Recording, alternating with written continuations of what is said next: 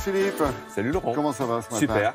Alors Philippe Collignon n'est pas venu avec son plateau de fromage ni son plateau de fruits de mer, mais avec son plateau de légumes, parce que les légumes reviennent en force. Les légumes reviennent en force, les légumes racines reviennent en force, et les légumes racines anciens d'autant plus. C'est-à-dire qu'on va vous proposer ce matin de faire un potager, mais pas n'importe lequel, un potager perpétuel.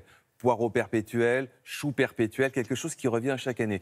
Parce que c'est vrai que le potager, c'est la zone dans le jardin qui demande le plus d'efforts, le plus d'entretien, le plus de surveillance. Et quand on n'a pas trop de temps et qu'on a envie de manger vraiment des produits frais, des produits qui n'ont pas été empreints de pesticides, eh bien, on va se mettre au travail. Et chaque année, vous allez avoir des légumes qui vont apparaître. Topinambour, élianti, tous ces légumes racines. Panais, évidemment, le panais revient en force. Tous ces légumes reviennent chaque année et vous allez avoir des goûts complètement différents. Et pour vos enfants, c'est essentiel de leur faire goûter un petit goût violette, un petit goût artichaut, à travers des légumes qui n'ont rien à voir avec la violette et l'artichaut. C'est ludique, c'est pratique, ça revient chaque année et surtout, on est cool au jardin.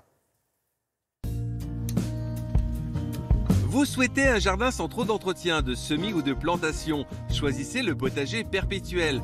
Plus de 50 légumes aux goûts divers et variés, qu'il suffit de planter presque définitivement. Perpétuel, oui, mais qui sont-ils vraiment ces légumes? Certains gardent leurs feuilles, la cive de Saint-Jacques par exemple, d'autres perdent totalement leur feuillage comme le cerfeuil ou la châtaigne de terre. On peut récolter les feuillages avant et les congeler pour les utiliser l'hiver. On consomme dans ce large choix fleurs, fruits et racines, mais sont-ils robustes? En général, ils sont tous très robustes, ils s'adaptent à tous les sols, certains sont même originaires de montagne.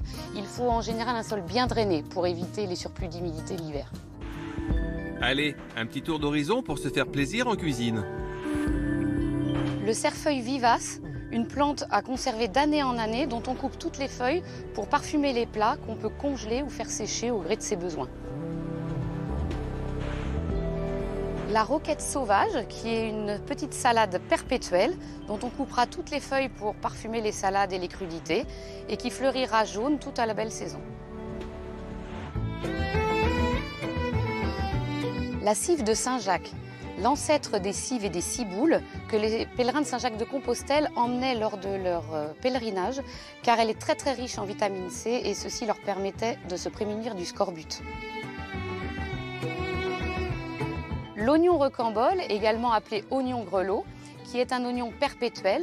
On le plante et on récolte ses tiges toute l'année comme de la ciboule. Quand vient l'été, des oignons blancs en petites capitules se forment en haut des tiges.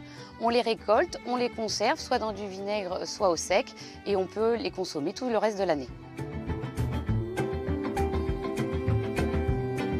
Le chou perpétuel d'Aubenton, l'ancêtre du chou brocoli, c'est un chou arbustif dont on récolte tous les drageons pour cuisiner en salade, crue ou alors cuit ou légèrement fricassé.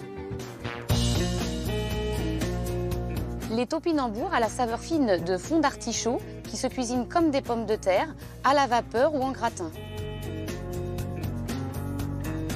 L'élianti, cousin du topinambour, qui est un légume racine qu'on cuisine également comme une pomme de terre et qui a l'avantage d'être plus facile à éplucher puisqu'il est très allongé. Le chardon-marie, où la Vierge Marie a caché l'enfant Jésus du roi Hérode, dont on consomme les feuilles comme un épinard après avoir découpé les bords des feuilles.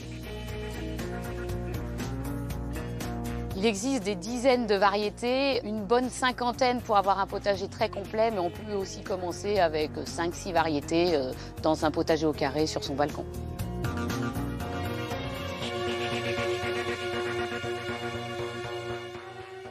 Philippe, il ne faut pas se mentir, ce sont des légumes qui ont eu une vie, une première vie et qui reviennent à la mode maintenant. Exactement, parce qu'on en a un peu marre des légumes traditionnels qui sont parfois remplis de pesticides, comme on le disait tout à l'heure. Oui, qui manquent parfois de goût aussi, parce que là, chacun d'entre eux, on peut les prendre, je vais dire, et les préparer très simplement. Hein. Exactement, ça se cuit à la vapeur, ça se fait sauter à la poêle, ça se tranche en lamelles, comme vous le faites pour certains légumes. C'est vraiment très très bon. Alors, vous avez le topinambour, par exemple, qui revient en force aujourd'hui dans les légumes. On en trouve dans sur tous les étals des maraîchers. L'idée aussi, c'est que les grands chefs les proposent maintenant à la carte. Donc ça devient un légume un peu tendance, un peu hype, etc. Très tendance. Vous avez aussi sa petite cousine qui s'appelle l'élianti. Le tubercule est beaucoup plus long. Ça fait des fleurs jaunes, c'est très joli au jardin. Comme le topinambour, on le met en fond de jardin et ça vous fait un écran naturel avec des fleurs pendant plusieurs semaines. Ça aussi, ça a un très très joli goût, un goût d'artichaut qui est bien sûr, comme c'est sa cousine, proche du topinambour. Ces petites choses-là sont assez intéressantes. On appelle ça la glycine tubéreuse ou le haricot patate. Alors ça, c'est très bien parce que ça se récolte facilement, c'est en surface du sol. Alors, ce qui est bien, c'est qu'au marché, on peut vous raconter des histoires sur chacun. Vite, celui-ci. L'Oca du Pérou qui est très très joli. L'Oca du Pérou, c'est le flop du 19e siècle parce que ça devait remplacer la pomme de terre. Ça ne l'a pas remplacé, mais c'est très joli au jardin. C'est un petit goût d'oseille et ça fait des petites feuilles comme du trèfle. À la fois, c'est esthétique. Voilà. Merci beaucoup.